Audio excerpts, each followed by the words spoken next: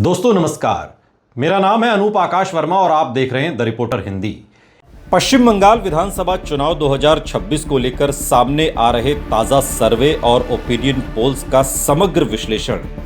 ये बताता है कि मुकाबला भले ही कागज पर कड़ा दिख रहा हो, लेकिन जमीनी डेटा और सीटवार ट्रेंड अभी भी ममता बनर्जी की अगुवाई वाली टीएमसी को साफ स्पष्ट बढ़त देता है। हालांकि अलग अलग एजेंसियों के आंकड़ों में अंतर है और यही इस चुनाव की सबसे दिलचस्प कहानी भी। उदाहरण के लिए वोट वाइब CNN नेटवर्क 18 के लेटेस्ट ट्रैकर पोल के मुताबिक टीएमसी को लगभग 174 से 184 सीटें मिलने का अनुमान है, जबकि बीजेपी 108 से 118 सीटों के बीच दिखाई जा रही है। वहीं कुछ अन्य सर्वे जैसे पॉलिक या चाणक्य के आंकलन में टीएमसी का आंकड़ा 200 के पार यानी 205 से 225 के बीच तक जाता हुआ दिखाया जाता है, जो बताता है कि अगर वोट कन्वर्जन पूरी तरह टीएमसी के पक्ष में हुआ तो 200 प्लस का आंकड़ा पार करना संभव है। इस पूरे सर्वे पैटर्न को अगर जोन वाइज समझें तो तस्वीर और साफ होती है। दक्षिण बंगाल, यहाँ कोलकाता, हावड़ा, हुगली, नदिया, उत्तर और दक्षिण 24 परगना में टीएमसी की पकड़ अभी भी सबसे मजबूत मानी जा रही है, जहां वेलफेयर स्कीम और महिला वोट के साथ अल्पसंख्यक समर्थन उसे बड़े मार्जिन से सीट दिला सकता है। यही वो बेल्ट है जहां से टीएमसी अकेले 110 से 130 सीटों का योगदान जुटा सकती है। दूसरी तरफ जंगल महल, पुरुलिया, बांकुरा, झाड़ग्राम, यहां पर 2019 और 2021 में बीजेपी का उभार हुआ था,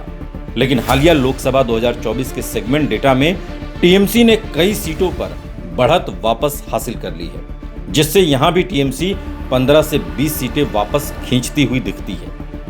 उत्तर बंगाल, कूच बिहार, अलीपुरद्वार, जलपाईगुड़ी, दार्जिलिंग ये वो क्षेत्र है जहां बीजेपी अपेक्षाकृत सबसे ज्यादा मजबूत बनी हुई है। यही वजह है कि सर्वे में बीजेपी का कोर सीट बैंक यहीं केंद्रित दिखता है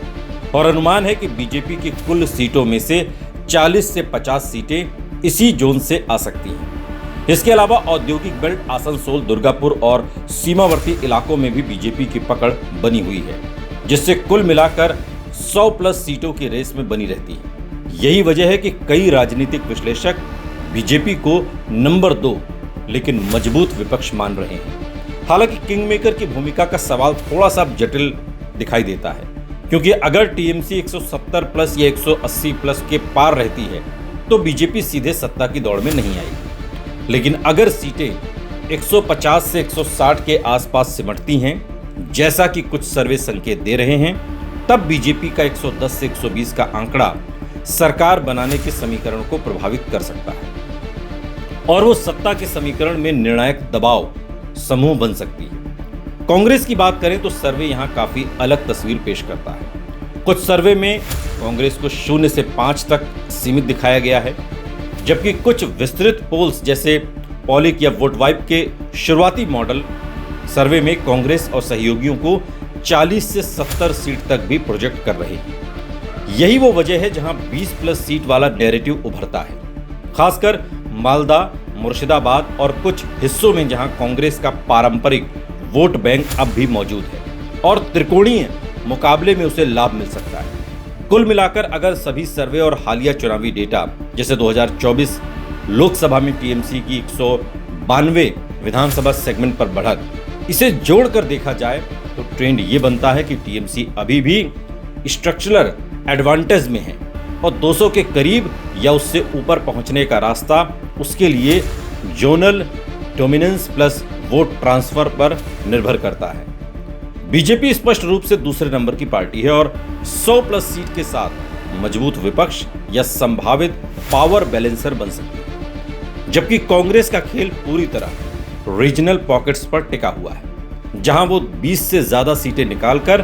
खुद को फिर से प्रासंगिक बना सकती है। इसलिए निष्कर्ष ये है कि 2026 का बंगाल चुनाव सीधा मुकाबला होते हुए भी परतदार है।